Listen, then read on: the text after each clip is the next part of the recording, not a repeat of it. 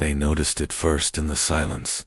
Earth always talked too much, some said. Loud voices in council debates, opinionated trade negotiators, music broadcast on public comms just to share the culture.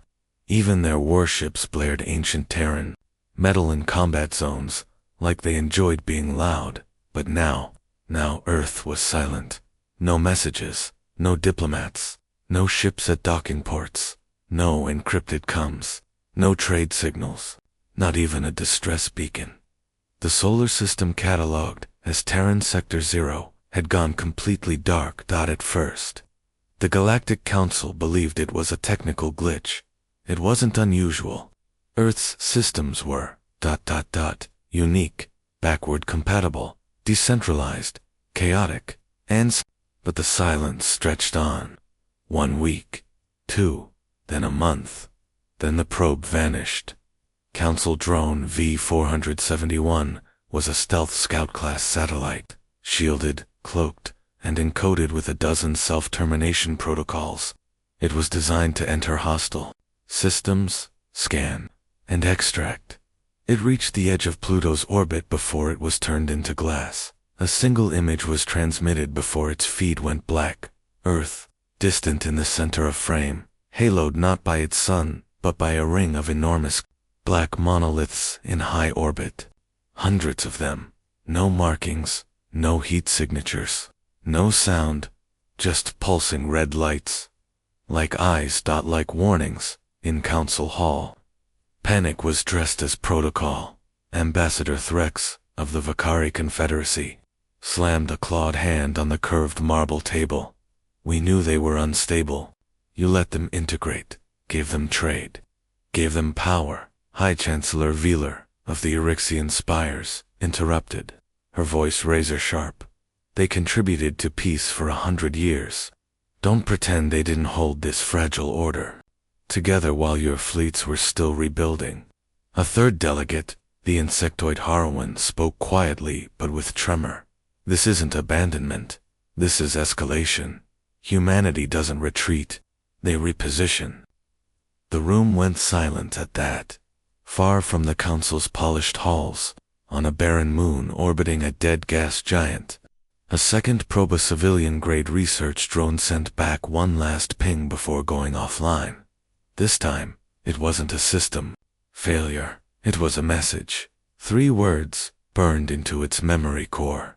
In English, in binary, in blood. We never forgive. The blood was human, from a source that, according to every official database, had died 30 years ago in a border skirmish. Earth was never supposed to remember. Someone was keeping score, in the shadows of their homeworld. Earth's people didn't speak. They watched, across black screens, inside encrypted bunkers, aboard vast stations cloaked behind the moon. They observed the Council's panic unfold in real time. The world above them, once bustling with alien visitors and glowing with diplomatic embassies, now lay quiet, clean, cold, controlled. They had offered peace. For decades, they adapted, compromised, extended hands to those who laughed behind fangs and mandibles. They were called primitive, brutal, short-lived. They tolerated the insults. They buried their dead. They listened, and when the time came, they went silent. Because silence was the sharpest blade. Because when humans stopped talking, when they stopped sharing, the galaxy should have known. They had already pulled the trigger, and now, the whole galaxy held its breath. It began with a scream, an automated distress ping from Colony Dryath 4, bouncing across relay buoys, repeating over and over, "Help, help, please help." Then silence. Dryath 4 was a mid-tier trade colony, population 47,000. Mostly, Olaran civilians, a few council engineers, some merchant guild outposts, nothing of military value, no reason to attack, no war to be fought. And yet, the colony was gone, not bombed, not vaporized, not even touched. It seemed ... empty. The retrieval ship Talshiro broke atmosphere under full quarantine protocols. Its crew were hardened veterans rescue, and recovery specialists from the Veil Core systems. They'd seen fungal black hole accidents, and even the breach plague of M73, but they'd never seen anything like this. Buildings stood intact, ships still powered, lights still on, cups of warm liquid still sat on cafe tables. Music played from storefront speakers. A knife slowly turned in a slicing machine, still cutting nothing. But there were no people, not a single life form, no bodies, no blood, no signs of violence, just absence, as if 47,000 souls had stepped out to breathe and never came back. In the colony's central hall, the team found it, a small black sphere, unpowered, untouched, human tech. The markings were unmistakable standard Terran fabrication lines, nanoforged carbon shell. No energy emissions. Nothing inside but a hollow core, etched with strange grooves, like language written for machines. The team leader, Captain Ilvin, reached out to scan it when the sphere suddenly opened. It unfolded with the eerie precision of a flower blooming underwater. Thin metallic petals, fractal arms, lights. No explosion, no sound, just a beam of light, cast upward, and a voice. Calm, cold, male, human. You erased the incident from your records. We did not. Then the light blinked out. The sphere collapsed into dust. Hours later, the Talshiro transmitted its final logs to the Council and was never heard from again. The last image in the log was taken from orbit. It showed Dryth from above, perfectly normal, save one detail, in the center of the Capitol Plaza. The human symbol for remember had been carved into the ground, impossibly deep, stretching from edge to edge. Glowing red from beneath the crust, it hadn't been there when they landed in the highest chamber of the Council's citadel. Panic ignited behind closed doors. This is terrorism, Ambassador Jorah hissed. No, murmured Threx. Vakari Warvatorn turned diplomat. His hands trembled. This is a message, a fourth world colony. No strategic value, but symbolic. The galaxy had erased that war. A minor skirmish, a botched raid blamed on pirates. Only the humans had protested, demanding reparations. When none came, they backed down. Officially now, everyone understood. They hadn't backed down. They had written it down, and waited, as news spread. Systems along the outer rim began to shudder. Civilian travel to human space was suspended.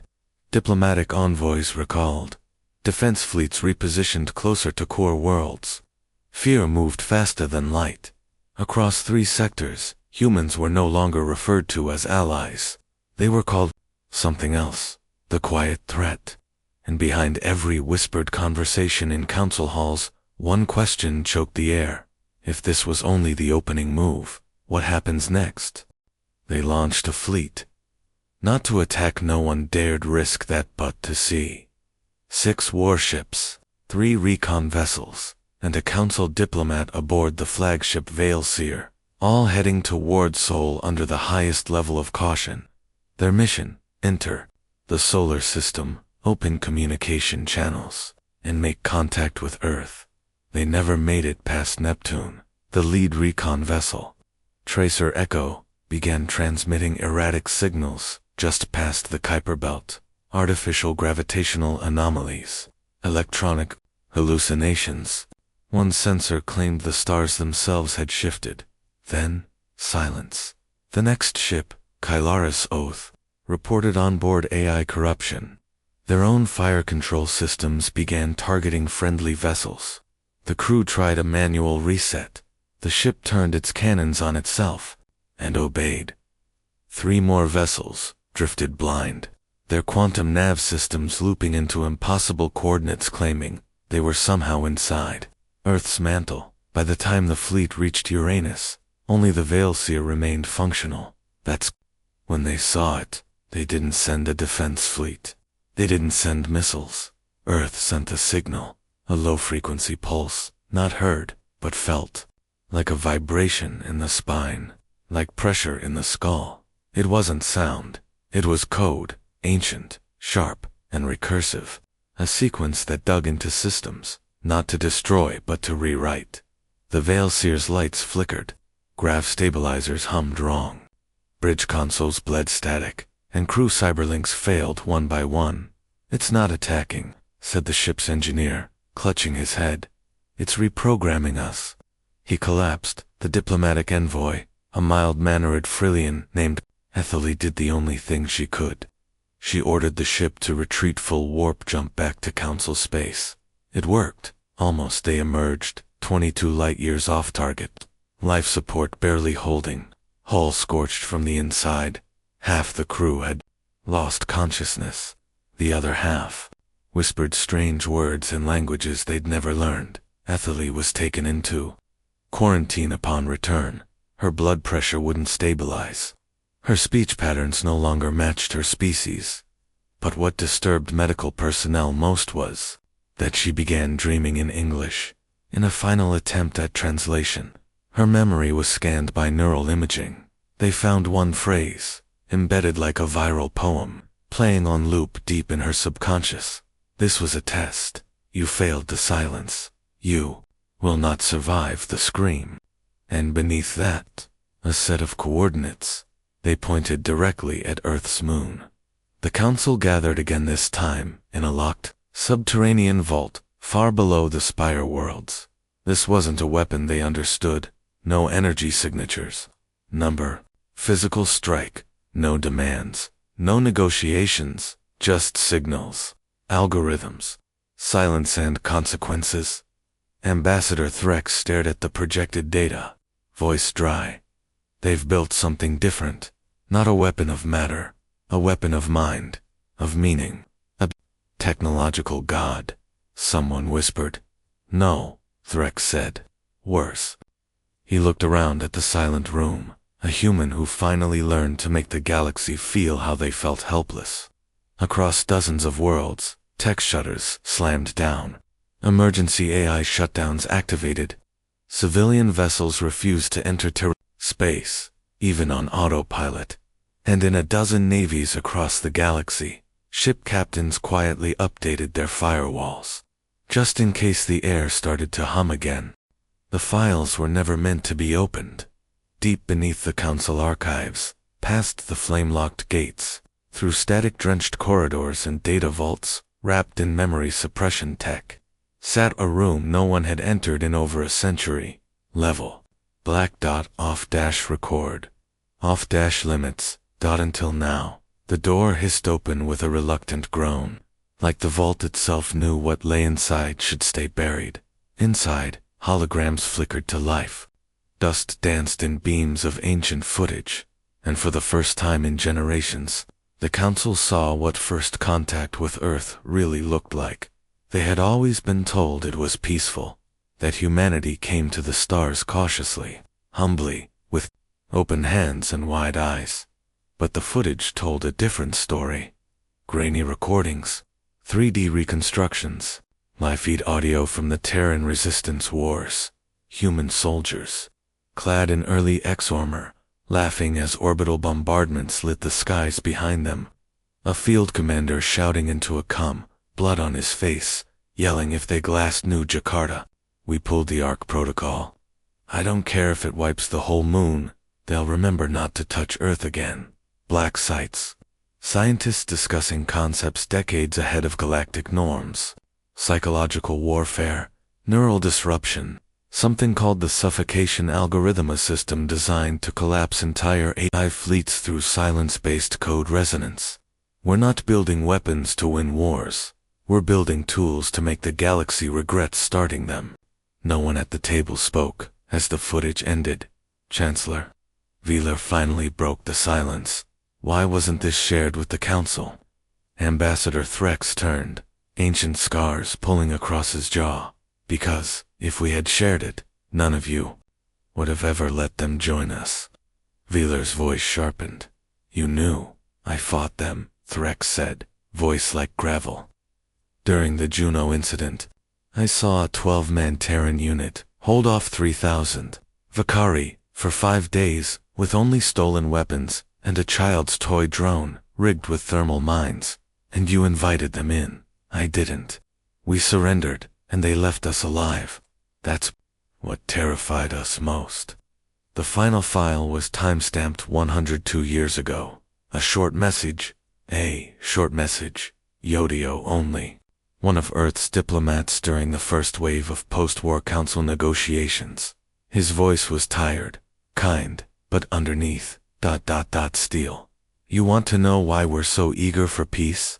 Because we know what we are when we're not at peace. And, one day, the galaxy's going to forget. And when that day comes, we'll have already prepared the answer. That message had been ignored, filed, sealed, forgotten, until now. Across the stars, fear rippled like a contagion. Corporations erased Earth-backed algorithms from their systems. Military AI were scrubbed of Terran neural code. Trade networks began collapsing from the inside as human infrastructure, quietly embedded across systems, began to withdraw. A single fact settled over every leader, every commander, every species that had once laughed at Earth's temper and short lives. Humanity didn't evolve to dominate. They evolved to survive. And when backed into a corner, survival for them wasn't about building walls. It was about burning everything on the other side. Back on Earth, deep beneath a mountain range covered in snow, an operator sat alone in a chair before a black glass screen. He didn't speak. He didn't blink. He simply waited. Stage 1, remember. She wasn't supposed to be there. The blockade was absolute, an iron ring of council warships and sensor nets spanning the void between Mars and Jupiter. No one entered the inner solar system without clearance, and no one received clearance, except she got through. Not because of stealth, not because of skill, but because no one thought to stop a child. Her name was Solari Rin, age 12 standard cycles, of the Talari species. Small, feathered, with a nervous stammer and a datapad full of questions. Her father had worked with human engineers once, back before Earth vanished behind silence. He used to tell her bedtime stories of music and madness, of Terrans who gave you gifts wrapped in warning labels, of a species that smiled like they'd just won a war you didn't know had started. Solari had built her ship in secret, a scavenged single-seater with cobbled grav drives and a cockpit, barely large enough for her frame. She named it Hope, and then she flew. The moment she crossed Saturn's orbit, the stars changed. Not visibly, not physically, but everything around her felt different. Time stretched. Lights dimmed. Her ship's systems began to flicker, not from failure, but as if they were being watched. The silence wrapped tighter. Then she saw them. The monoliths, orbiting Earth like a crown of judgment. Thousands of matte black obelisks, stretched silently across the void. No engines, no heat. Just pulsing red lights that blinked, in perfect sync with her heartbeat. Solari's paws trembled on the yoke. Her voice cracked over the open channel. I'm not here to hurt you. I want to know if you're still kind. No reply. The pulse stopped. One of the monoliths moved, not fast, not aggressively, just repositioned, as if tilting its head at her. Then another, and another. Solari closed her eyes, whispering apologies to every god her people worshipped. And then, something docked with her ship. A soft clunk, hissing gas, system stabilizing. Oxygen levels rose. Lights glowed green. And on the small storage shelf, beside her Sita gift appeared. Not teleported, not summoned, just there now, where there had been nothing. It was a human toy, a small plush animal, a bear, old and worn, patched and smiling. Its tag read, "For the brave." She was escorted back to Council space 3 hours later by a single human drone. Sleek, silent, untouched by any known technology. It didn't speak. It didn't threaten. It simply hovered near her until her course was correct, then vanished. Not warped, not cloaked, vanished. The toy bear was examined by 14 security agencies, dissected by 6 intelligence labs, and scanned by the top minds. of 5 species. It contained no weapons, no transmitters, no tech, just stitching, synthetic fur, and something old, very old, recorded deep in the fibers of its stuffing. A song, a human lullaby. Hush now, child, don't you cry, the stars will guard you by and by. But layered beneath the melody was a pulse wave code. One council analyst decoded it at 3:04 a.m. She vomited mid-sentence and refused to return to her post, because the message wasn't a threat, it was a statement. We accepted your child, we remember. Kindness. But, if you ever send ships instead of children, we will not return a toy. In council chambers, fear gave way to something deeper. Dread, because Earth had answered, not with war, not with fury, but with mercy, deliberate, calculated mercy. And everyone knew mercy was what you showed right before you stopped giving it. It didn't start with explosions, no planets cracked, no battles broke out, no enemy fleets appeared over cities. It started with logistics. Cargo drones stopped mid-route and never moved again. Medical AI began demanding decryption keys that didn't exist. Starport gravity wells flickered, reversed, then overloaded.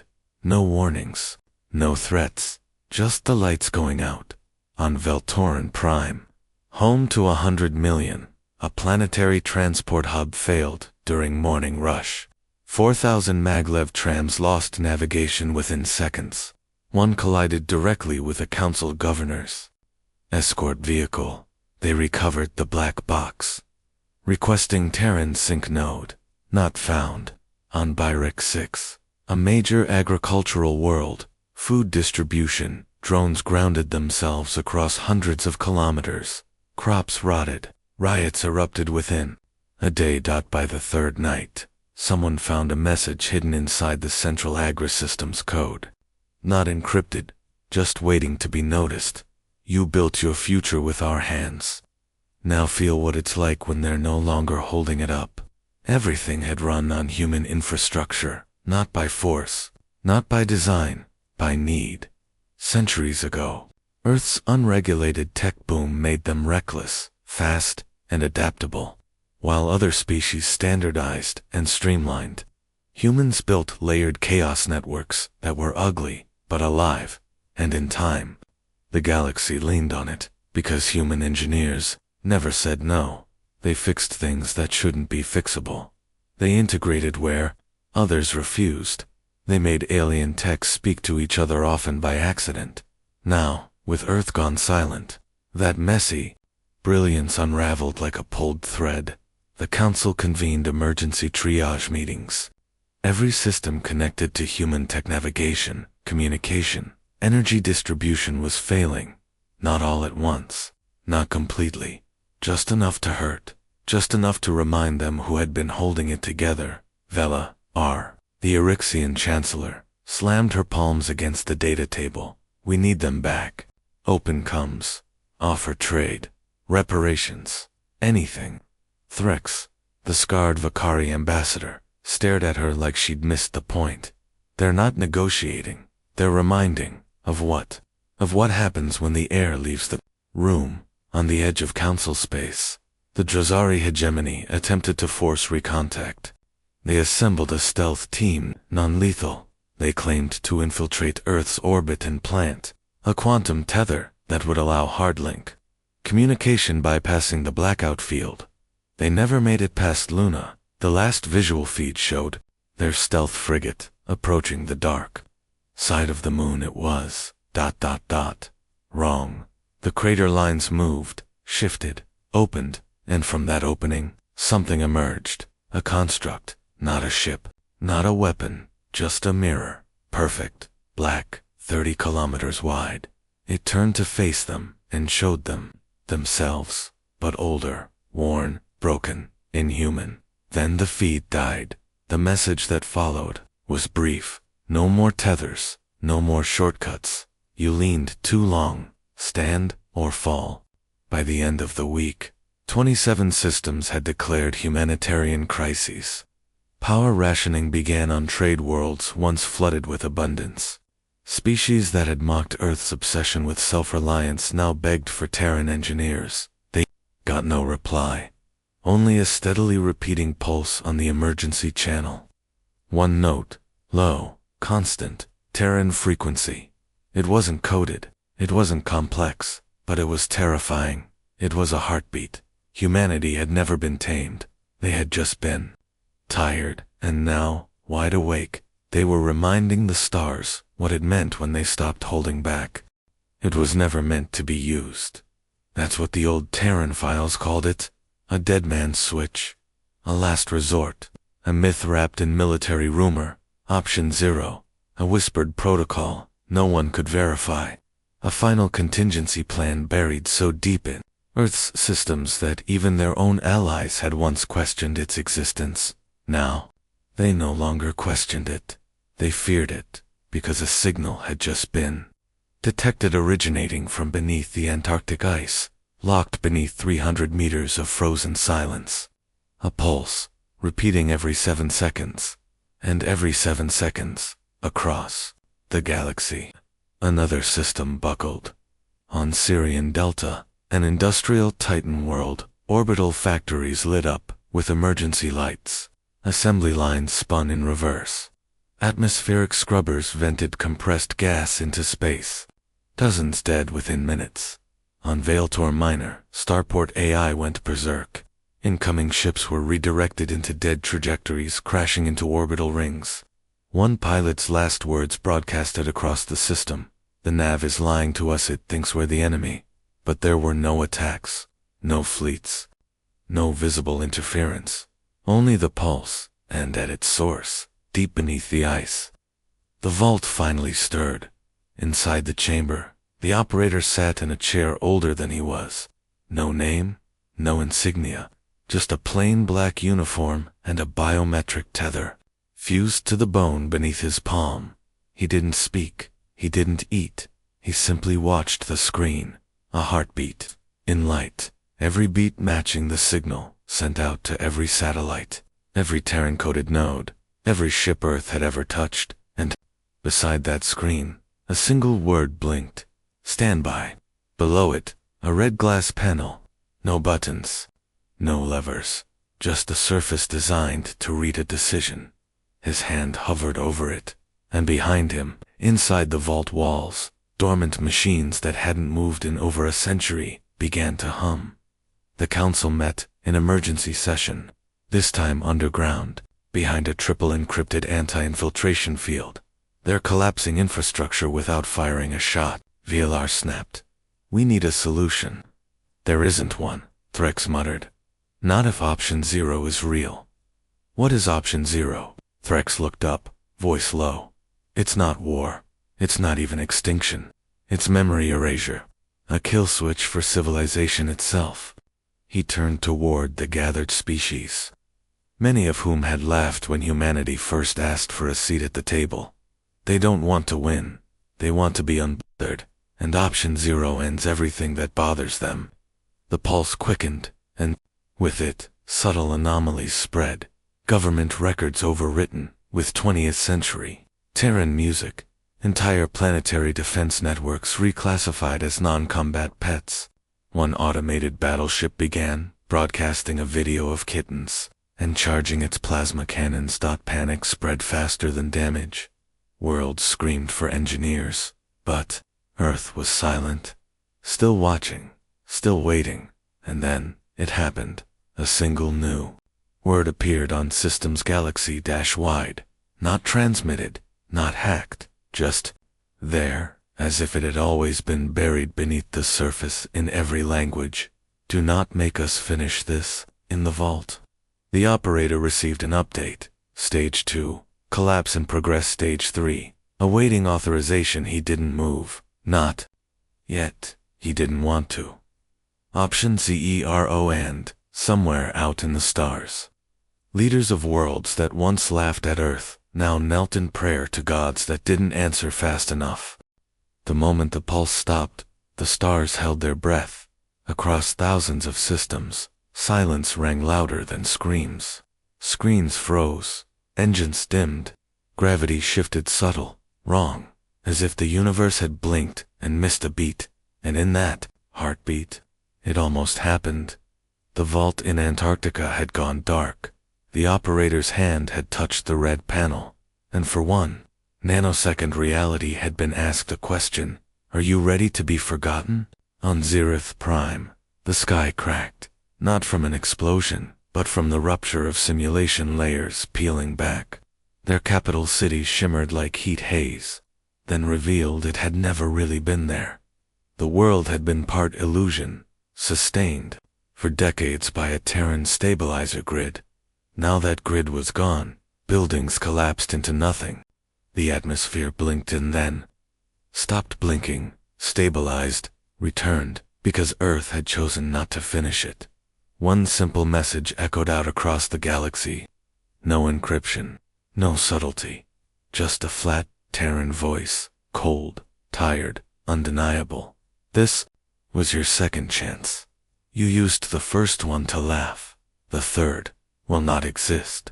Across the galaxy, systems rebooted, but not all at once. The ones that had leaned too hard on Earth's infrastructure had to beg for fragments of code, for data keys, for grace. They received silence. For those who had shown restraint, who had stayed out of the conflict, who had watched in fear, but not arrogance, their systems restarted on their own. Earth remembered everything, and Earth was choosing. On council worlds, monuments came down. Statues of conquerors were melted. Propaganda murals were burned in their place. Small black stones were placed at major intersections. On each stone, a handprint, human-sized, no inscription. You either understood it, or you didn't. The council convened for what would be their final centralized session. No official speakers, just silence, until the Vakari ambassador, Threx, battle-hardened, once furious, now humbled, stood. We mocked the humans for breathing fire into everything they touched. He looked around the chamber. Turns out, it wasn't fire, it was air. We were all breathing what they built, and we never noticed, until they held it back on Earth. The operator in the Antarctic vault stood slowly. The red panel faded, the heartbeat signal silenced, but behind him, buried deep in that endless facility, machines remained, not active, not dead, waiting, not for war, not for peace, but for proof that the galaxy had learned, or that it hadn't. Somewhere, among the stars, a Talari girl named Salari Rin was given a direct channel, the only one still open. She sent a message from her tiny cobbled ship, trembling hands wrapped around the same stuffed bear Earth had given her. You scared them. You saved them. Please, don't leave again. There was no reply, just a soft hum of reactivation. A signal that Earth's eyes were open, not hostile, not forgiving, just watching. And with that knowing silence, the galaxy breathed again. ... But never quite the same. Decades later, children of 100 species would ask their parents why the stars blinked red on one night every year. Some would lie, some would say it was just a glitch. But those who remembered, those who had seen the edge of annihilation, would kneel quietly and whisper, "That's the night." Earth pulled its finger back from the trigger, and the galaxy remembered how to breathe.